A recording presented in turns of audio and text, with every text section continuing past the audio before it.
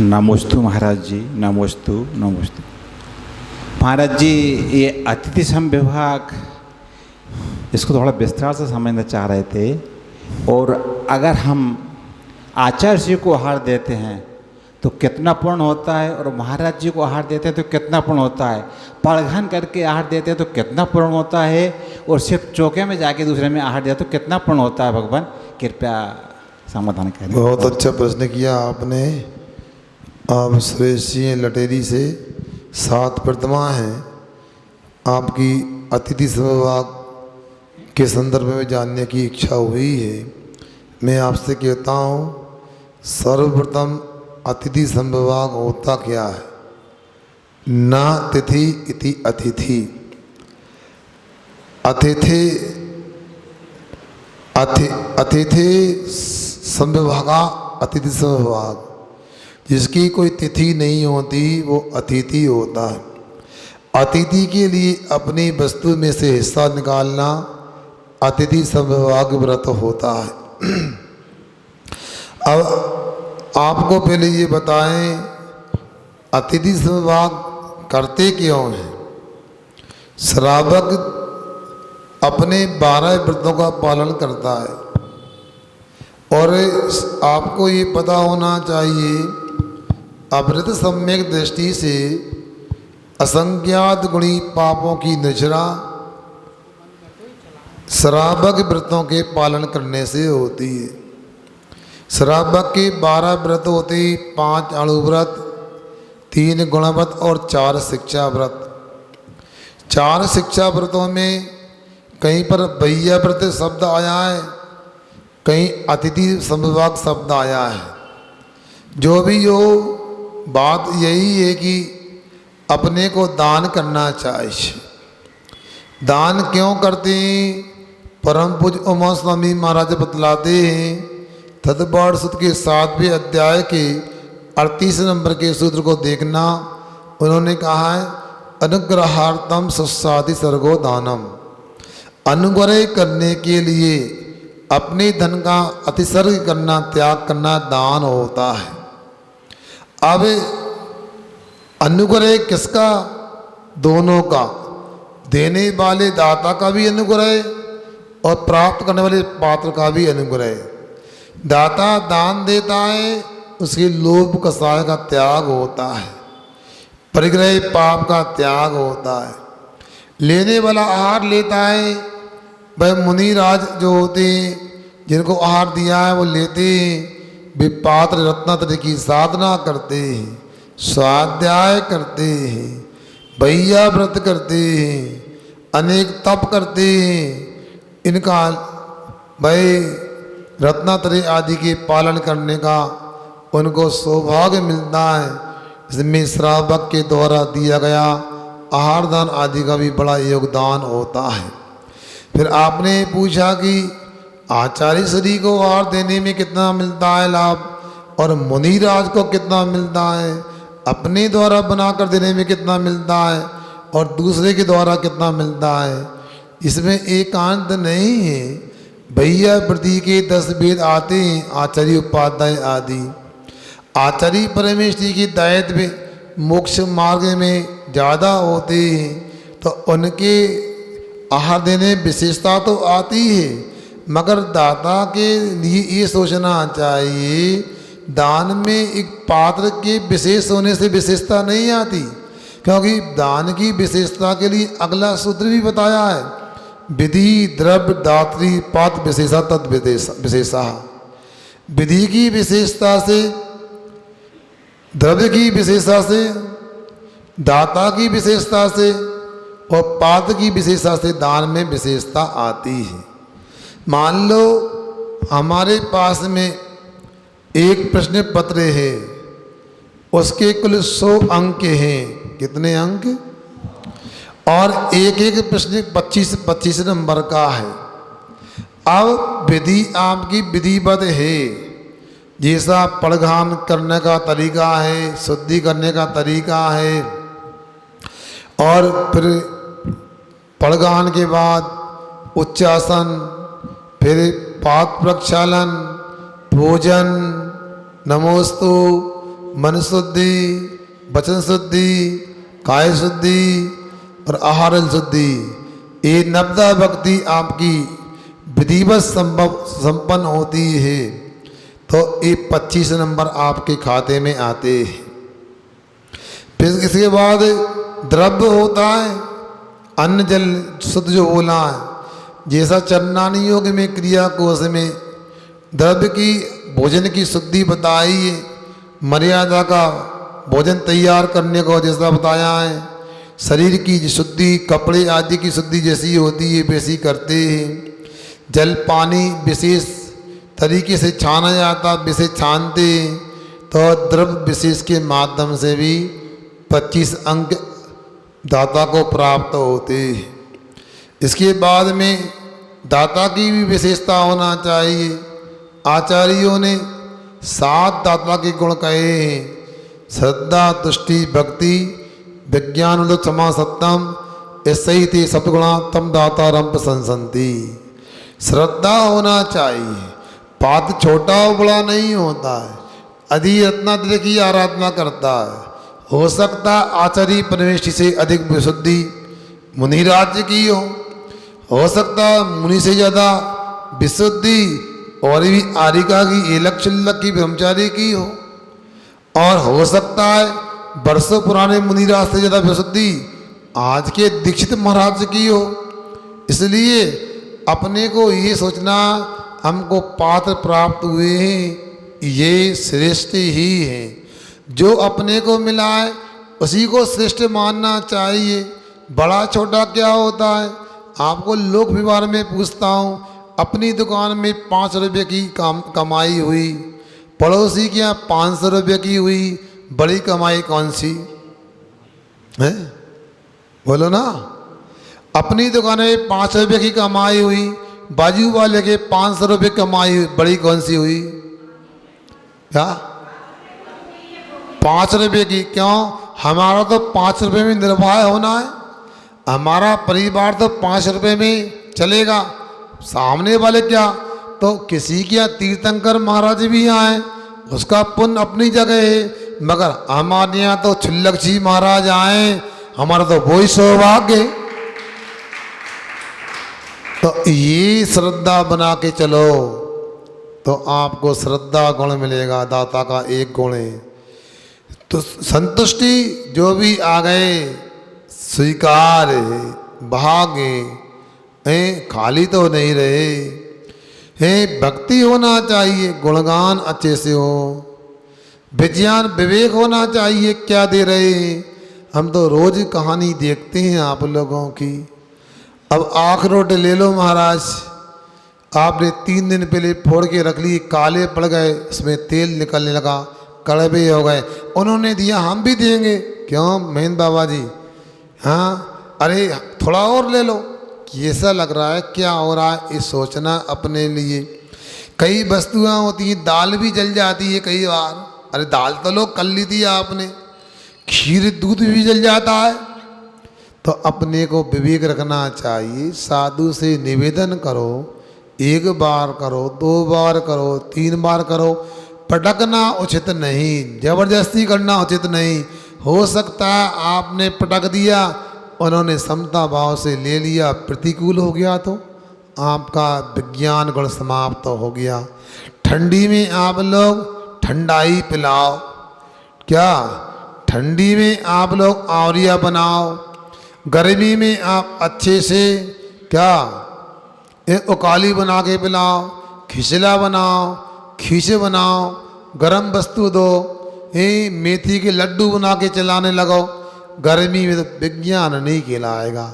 अब कोई मुनिराज है, दांत नहीं है, उन्हें कूट करके देना चाहिए, मुलायम वस्तु देना है। कोई मुनि महाराज हैं, दांत हैं, युवा है, तो उनके लिए दांत का उपयोग करने का मौका भी देना चाहिए। विज्ञान अलुप्तता ये तो सबके पास है, लोभ नहीं करना। जो भी अच्छी से अच्छी वस्तु है हमें अपने पात्र के लिए समर्पित करना चाहिए। मगर हम देखते हैं आपके घरों में हजारों लाखों रुपए का फर्नीचर, सोफा, डाइनिंग टेबल होती है, वो महाराज को टूटी प्लाई का एक पाटा रख देते हैं, उच्चासन लीजिए। हम कैसे का उच्च आसन में बताओ, खुद तो कभी बैठे नहीं उस पर, हमें बिठा लाए ऐसा। इसलिए अपने को लोभ नहीं करना, अच्छी वस्तु को देना चाहिए, ये ध्यान लगो।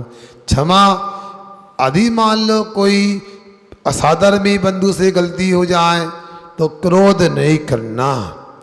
अब महाराज भी हैं और कभी कभी ऐसा होता है बाद में किसी ने पड़घान किया, उसे पहले लाभ मिल गया, पहले वाले को बाद में लाभ मिला। अब आपस में काना पोसी, अरे महाराज से तो हम सोच रहे थे भी तो हमारे यहाँ आएंगे नहीं, हम सब समझ रहे थे, उन्हें कई प्रकार का विकल्प भी रहता है, अब क्या करें, हमारे परिवार के लोग सक्रिय नहीं होते हैं तो उनको लगता आते नहीं हैं, अब क्या करें, घर भी तो देखना पड़ता है। अनेक प्रकार की ऐसी बातें करके ज़्यादा गुस्सा आ जाए, हम कल से चौका नहीं लगाना, बंद करो, मत लगाओ, नहीं कर लगाना तो अब क्या कर सकते हैं, जब योग बनेगा तभी तो है। अनेक अनुमान लगा लेते, अरे कोई महाराज के मन में कोई गलत तो नहीं आ गया, कोई ने चुगली तो नहीं कर दी, हमारे को लेकर कोई भर तो नहीं दिया, दिमाग में कान तो नहीं भर दिए।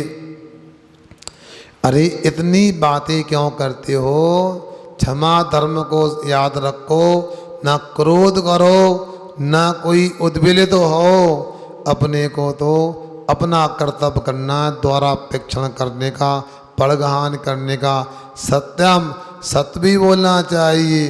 देखो यदि सत्य नहीं बोलते दाता का सातवां गुण कैसे पलेगा। लोग तो कहते महाराज हाँ सोले का है, कहाँ बनाया, यही बनाया है, अच्छा ये घी कैसा, बिल्कुल सोले का है, बिल्कुल अटपेरा बना के रखा है। कितनी झूठ बोला है वो आप भी समझो, आप जोड़ लगाओ कितनी झूठ बोली है। मगर दाता के ये 7 गुण नहीं होंगे तो 25 नंबर कहाँ से आएंगे, फिर सप्लीमेंट्री की नौबत आ जाएगी। इसलिए भाई विधि के 25 नंबर, द्रव्य के 25 नंबर, दाता के 25 नंबर और अंत में 75 नंबर के बाद 25 नंबर और प्राप्त करना बाकी है। पात्र की विशेषता को लेकर नंबर है। अब मान लो तीर्थंकर भगवान पड़गान हो जाए मुनिराज तो को 25 नंबर मिल जाए, गणधर परमेश्वरी आचार्य परमेश्वरी के 20 नंबर मिल जाए, मुनिराज के 15 नंबर मिल जाए, ये आदि का के को 12 नंबर मिल जाए, ये लग जी के 10 नंबर मिल जाए, छुल्लक जी के 5 नंबर मिल जाए, ब्रह्मचारी के 1 नंबर मिल जाए, तो घाटा क्या समझदार हो। 75 नंबर तो अपने आदि देना, विधि हम अच्छी बनाएं, द्रव्य अच्छा बनाएं, दाता अच्छे बने, 75 नंबर आ गए और ब्रह्मचारी भी आ गया तो 76 नंबर में भी डिक्टेंशन आती है विशेष योग्यता, फिर वो भी नहीं चाहोगे तो क्या होगा। इसलिए और दूसरा भावों की बात है, हम क्यों कंजूसी करें, हम तो कहें तीर्थंकर परमेष्टि जो महामुदिराज हैं, तीर्थंकर महामुदिराज के ही आहार दान का सौभाग्य प्राप्त करें। ये अपनी भावना तो कमजोर नहीं होना चाहिए। इस प्रकार दान में विशेषता आती है, अपने को दान देना चाहिए। फिर पूछा आपने अपनी सामग्री का दान देना चाहिए, दूसरी का अपने को अपनी सामग्री का ही दान देना चाहिए। अपने द्वारा सामग्री तैयार करके अपने घर में पड़घान करना चाहिए, द्वारा अपेक्षण करना चाहिए। यदि मुनिराज अपने घर में उपलब्ध नहीं होते तो आगम के अनुसार जहाँ उपलब्ध हैं उनको अपनी सामग्री जो ले जा सकते हैं उसको ले जा करके देना चाहिए। यदि महाराज नहीं लेते हैं, उनका त्याग है या कोई उनके लिए अनिष्टकारक है तो फिर ऐसा करना चाहिए जो महाराज से लेते हैं अथवा अपने साधर्मी श्रावक के द्वारा कहा जाता हमारी सामग्री दे दो तो वह दे देना चाहिए। इसके माध्यम से लाभ मिलता है, यही दान की उचित विधि है। महेंद्र कुमार जी रखेंगे। नमोस्तु महाराज जी, नमोस्तु नमोस्तु।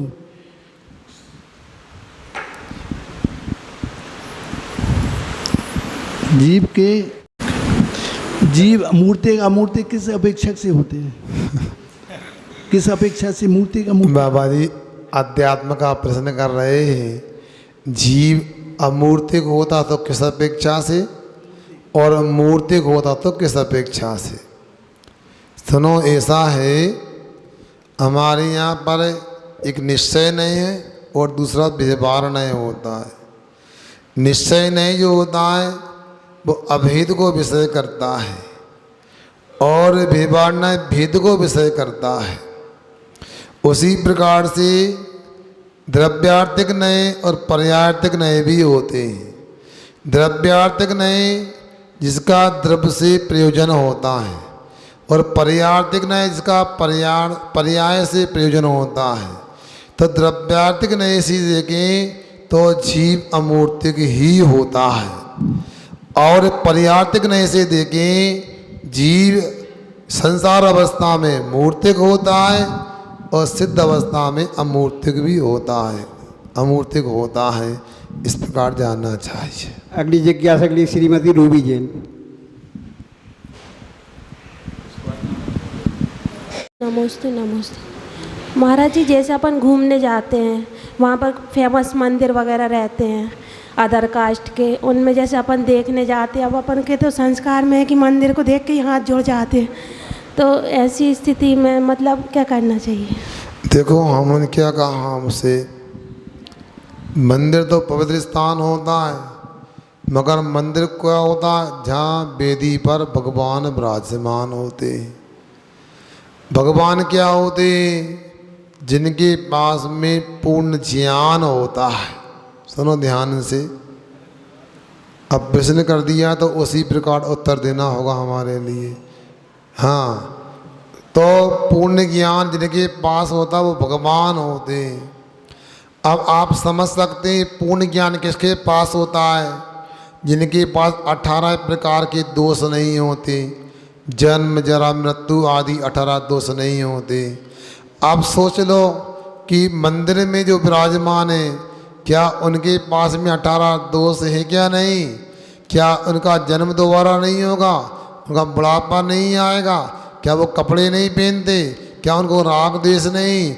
उनको क्या मुकुटमाला नहीं? वो श्रृंगार नहीं? यदि पसीना नहीं, ये चिंता निद्रा नहीं, तो आप समझ लेना वो भगवान है, वो स्थान मंदिर है, तो जरूर नमस्कार करना चाहिए। मगर 18 दोस्त जिनके पास हैं वो बेटे हैं, ऐसे स्थान को मंदिर नहीं कहते। वहाँ पर अपने को जाने से भी बचना चाहिए और नमस्कार भी नहीं करना चाहिए। श्री भगवान का जो लक्षण शास्त्र में पढ़ा है वो लक्षण यदि दिखाई देता है, हम कोई भी मंदिर हो जा कर के नमस्कार करना चाहिए। महाराज जी, जैसे 3 भगवान का मालूम है कि 3 भगवान पे उपसर्ग हुआ था, महावीर, पार्श्वनाथ और सुपार्श्वनाथ। इसके अलावा भी और कोई भगवान पे उपसर्ग हुआ था? और महावीर भगवान और सुपार्श्वनाथ भगवान पर क्या उपसर्ग हुआ था? अब देखो, ऐसा है, पार्श्वनाथ भगवान के ऊपर संबर देव ने उपसर्ग किया था, सबको पता है। महावीर भगवान के ऊपर संगम नाम के देव ने उपसर्ग किया था। सुपार्श्वनाथ पर किसने उपसर्ग किया था ऐसा कोई हमें स्मरण में नहीं है। यदि आपको मिल जाए तो आप बता देना, हमको मिल हम बता देंगे। इसका आपको ध्यान रखना है। समय हो गया है।